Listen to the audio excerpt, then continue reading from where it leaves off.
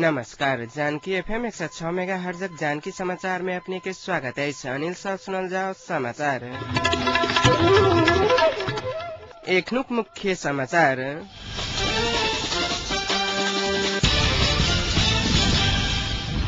राजनीतिक इच्छा शक्ति भेल त जेठ 14 गते भित्रै नयाँ संविधान जारी कर सके कांग्रेसक महामंत्री सिंह कहब। नेपाली सेना माओवादी लड़ाकू समायोजनक संदर्भ में तैयार करने प्रस्तावना में विमर्श भरल सब दल ऐक्य सकारात्मक रूप में लेने शिक्षा मंत्री तुलाधर के खुलासा। चितवन में राप्रपा नेपाल माओवादी कार्यकर्ता बीच झड़प 4 गोटे घायल। शांति प्रक्रिया के बाद मात्र संविधान जारी कैल जात प्रधानमंत्री खनालक कहब। नकली नोट छापे वाला गिरोह के पटना में पर्दाफाश। पाकिस्तान में उठल बंटवारा के मांग के लक 15 यात्री के जीवते जराल गेल।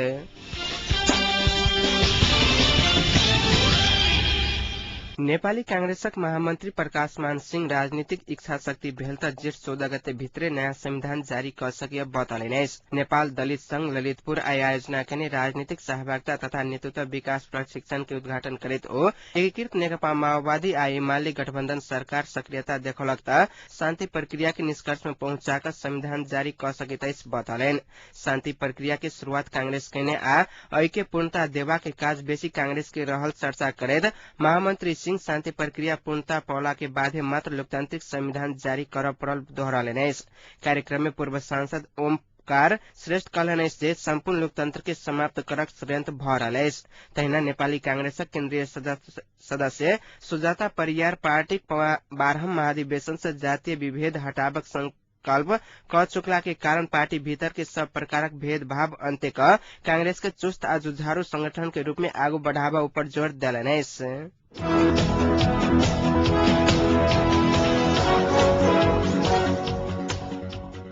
झलनाथ खनाल नेतृत्वक वर्तमान सरकार सर्वसत्तावादी तथा मधेश ऊपर औपनिवेशिक तंत्र के नियंत्रता देवाक खोज सोच एवं लोकतांत्रिक मूल्य मान्यता विपरीत रहल कहित राजन मुक्ति नेतृत्वक जनतांत्रिक तराई मुक्ति मोर्चा सरकारक विरुद्ध विरोधक कार्यक्रम घोषणा कयलक। मोर्चा कार्यवाहक अध्यक्ष मनोज मुक्ति आई एकटा विज्ञप्ति जारी कर वर्तमान सरकार विरोध में मधेश बंद सहित अन्य कार्यक्रम के घोषणा कयलने। मोर्चाक विरोधक कार्यक्रम अनुसार काल आ परसु संपूर्ण मधेश के जागरण प्रचार प्रसार तथा भंडाफोर कार्यक्रम के संगे मचाल जुलूस एवं कोन सभा। तेना 15 गते धनुषा मोहतरी सर्लाही सिराहा सहितक मधेशक 11 जिला बंद करवा लेल मोर्चा विज्ञप्ति मार्फत अपील कयलक। तेना प्रधानमंत्री झलनाथ खनाल के 15 गते जनकपुर में होवे वाला कार्यक्रम के बहिष्कार करवा लेल विज्ञप्ति से सर्वसाधारण के आग्रह कयल गेल।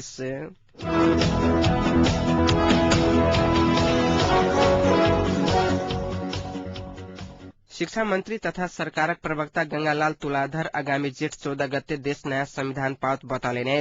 ओ शांति संविधानक लेल अंत्य दल सब संग विमर्श भ रहल सेहो बतलेने।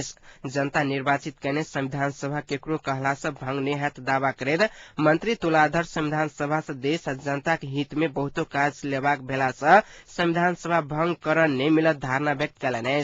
मुदा लड़ाकू समायोजन नहीं होबा दे संविधान जारी होबा नहीं सकद मंत्री तुलाधर के कहब चलन। प्रेस चौतारी नुआकोट द्वारा आई विदुर में आयोजित पत्रकार सम्मेलन में मंत्री तुलाधर वर्तमान सरकार के सहमति स्वरूप देबाक लेल नेपाली कांग्रेस संघ समेत विमर्श भ रहल आ मधेशवादी दल सबके सेहो सरकार में प्रवेश करक प्रबल संभावना रहल बतलेने। सेना तैयार केने मापदंड के दल सब बीच की सहमति भेल मुदा ओतबे मात्र संपूर्ण नहीं रहल मंत्री तुलाधर के कहब चलन। संचार कर्मी के दोसर जिज्ञासा में मंत्री तुलाधर नेपाली सेना माओवादी लड़ाकू समायोजनक संदर्भ में तैयार करने प्रस्तावना में विमर्श भ रहल आ सब दल ऐक्य सकारात्मक रूप में लेने खुलासा कयलने। राष्ट्रीय सहमति गंतव्य में पहुंचा के लेल कमती में पहले 2 दलक सरकार बनाकर शुरू कयल गेल उल्लेख करित कांग्रेस मधेशवादी दल आ छोट दल से सम्मिलित भेला के बाद किस दिन में राष्ट्रीय सरकारक स्वरूप पावत मंत्री तुलाधर बतलेने।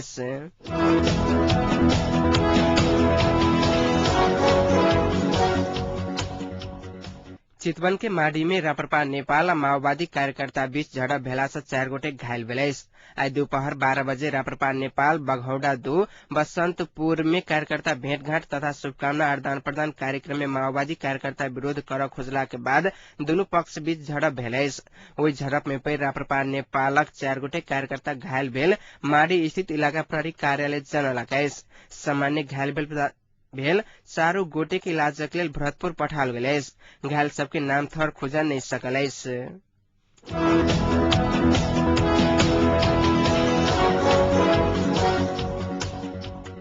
प्रधानमन्त्री तथा संसदीय दलक नेता झलनाथ खनाल की अनुपस्थिति के कारण एमाले संसदीय दलक बैसार स्थगित भेलैछ। प्रधानमन्त्री खनाल रसुआ महोत्सव उद्घाटन करबा लेल रसुआ गेला के कारण बैसार में उपस्थित होबा नहीं सकला। बैसारक लेल संसदीय दल में जमा भेल सभासद सबके प्रमुख सचेतक भीम आचार्य प्रधानमन्त्री नहीं आब धरि के लेल बैसार स्थगित रहल कहला के बादो ओ सब मानले तैयार नहीं छलैथ। संसदीय दलक बैसार 16 गते बैसत जनाल गेलैछ।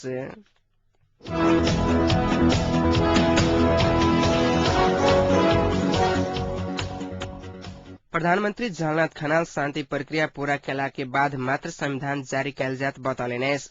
सरकार तोकले समय में संविधान जारी करबाक प्रयासरत रहल हुन कहब छलैन।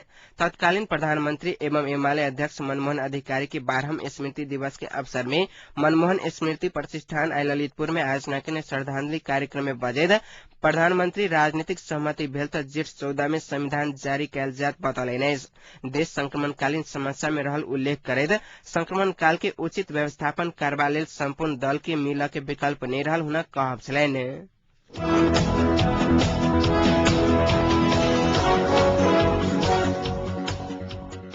शान्ति प्रक्रिया संबंधी किस शर्त पूरा करबा लेल माओवादी तैयार भेल त संविधान सभा के समयावधि थप क्रम में कांग्रेस सकारात्मक देखल गेलैछ। कांग्रेसक प्रमुख सचेतक लक्ष्मण घिमिरे लड़ाकू समायोजन सहित शांति प्रक्रिया के मूलभूत मुद्दा के निष्कर्ष में पहुंचाबे लेल माओवादी सहित अन्य दल तैयार भेल त संविधान सभा के समयावधि थप क सके बतौलेन। आई राजधानी में संचारकर्मी सब संग बातचीत करित घिमिरे पिछला समय में शांति संविधान निर्माण प्रक्रिया गति लेबा नहीं सकल में माओवादी आ एमाले जिम्मेवार रहल ओ आरोप सेहो लगौलैनैछ।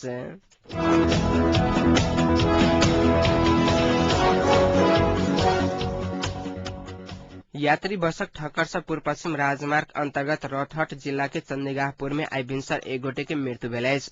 बसक ठक्कर से 12 जीतपुर घर हल अंदाजी 50 वर्षक काशी मिया के मृत्यु भेल जिला प्रहरी कार्यालय रौतहट जानकारी देलकैछ। नंबर नहीं खुज सकल बस पैदल यात्री मिया के भिनसरे 7 बजे ठक्कर देला से मिया के घटनास्थले पर मृत्यु भेल पुलिस जनलकैछ।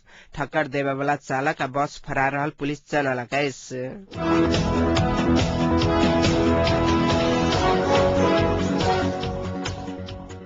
अब अंतर्राष्ट्रीय समाचार। पटना पुलिस आई राजधानी दू थाना क्षेत्र में रहल नकली नोट छापे वाला कारखाना के पर्दाफाश कलकैछ।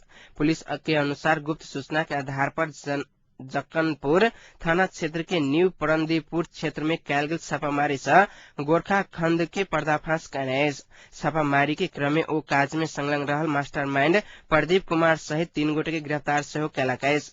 एक पुलिस अधिकारिक अनुसार अही छापामारी के क्रम में पुलिस 1000 रुपया के जाली नोट छापे वाला उपयोग करे वाला मशीन पेपर कंप्यूटर सहित सरसामान बरामद कयलकैछ।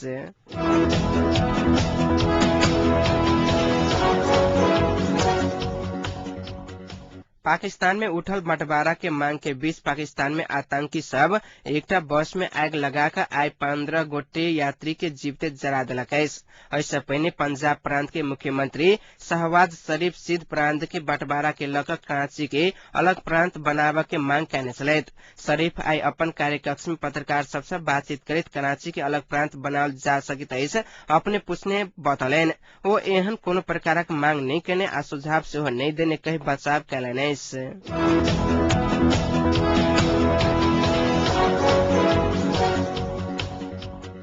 अफगानिस्तान में अलकायदा के दोसर नंबर नेता अब्दुल धानी आक्रमण में मारल गेल नेटो गठबंधन सेना जनलकैछ।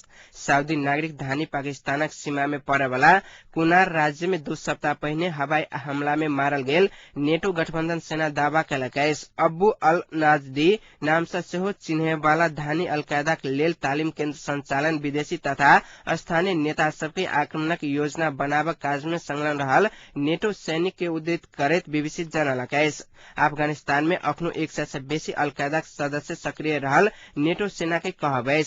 संगे नेटो पिछला समय में 25 से बेसी अलकायदा सदस्य मारल गेल दावी केला के बाद हो स्वतंत्र पुष्टि होबा नहीं सकलैछ।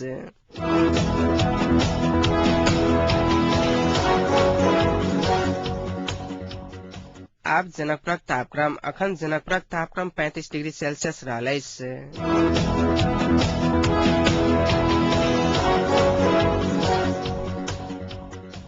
समाचारका अंत में पुनः एक बार मुख्य समाचार।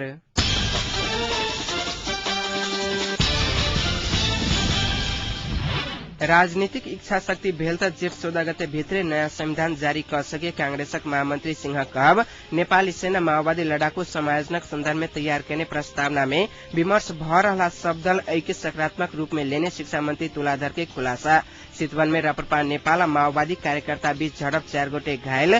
शांति प्रक्रिया के बाद मात्र संविधान जारी कैल जात प्रधानमंत्री खनालक कहब। नकली नोट छापे वाला गिरोह के पटना में पर्दाफाश। पाकिस्तान में उठल बांटवारा के मांग के लक 15 यात्री के जीवते जराल गेल। एकनुक जानकी समाचार एतै सम्पन्न होइतै पुनः समाचार लक उपस्थित है। नमस्कार।